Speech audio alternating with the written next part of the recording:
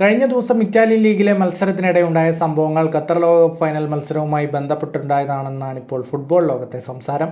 Italian ക്ലബ്ബുകളായ റോമയും ലാസിയോയും ഏറ്റുമുട്ടിയപ്പോൾ മത്സരത്തിൽ French താരമായ മാറ്റിയോ ഗുണ്ടൂസിയും Argentine താരമായ പൗളോ ഡിബാലയുമാണ് ഉരസിയത്. റോമിലുള്ള രണ്ട് ക്ലബ്ബുകൾ തമ്മിലുള്ള മത്സരം നിരവധി സംഘർഷഭരിതമായ അന്തരീക്ഷത്തിലാണ് നടന്നിരുന്നത്.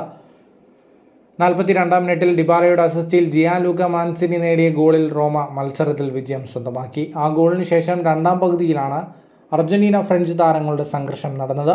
കോർണർ ലൈനിൻ്റെ അരികിൽ ഗുണ്ടൂസി ഡിബാലയുടെ കഴുത്തിന് കുത്തിപ്പിടിക്കുകയും വാക്കുതർക്കമുണ്ടാവുകയും ചെയ്തു. റഫറി വന്ന് താരങ്ങളെ പിടിച്ചു മാറ്റിയതിനു ശേഷം ഗുണ്ടൂസിയുടെ അരികിൽ പോയി തൻ്റെ ഷിൻപാഡ് ഡിബാല ഉയർത്തിക്കാട്ടുന്നതും ദൃശ്യങ്ങളിൽ കാണാം. അർജന്റീനയുടെ ലോകകപ്പ് നേട്ടം പതിച്ച ഷിൻപാഡാണ് ഡിബാല ധരിക്കാറുള്ളത്. ഫ്രാൻസിനെതിരെ തങ്ങൾ വിജയിച്ചുവെന്ന് കാണിച്ച് താരത്തിൻ്റെ വായടപ്പിക്കുകയാണ് ഡിബാല ചെയ്തത്. ഇതിനു പുറമെ മത്സരത്തിൻ്റെ അവസാന വിസിൽ മുഴങ്ങിയപ്പോൾ ഗുണ്ടൂസിയുടെ മുന്നിൽ പോയി ഡിബാല ആഘോഷിക്കുകയും ചെയ്തിരുന്നു. മറ്റൊരു അർജന്റീൻ താരമായ ലിയാൻഡ്രോ പെരഡസുമായും ഗുണ്ടൂസി മത്സരത്തിൽ ഏറ്റുമുട്ടിയിരുന്നു. ഫുട്ബോൾ ലോകത്തെ കൂടുതൽ വാർത്തകൾക്കും വിശേഷങ്ങൾക്കുമായി സ്പോർട്സ് കഫേ ഇപ്പോൾ തന്നെ സബ്സ്ക്രൈബ് ചെയ്യുക.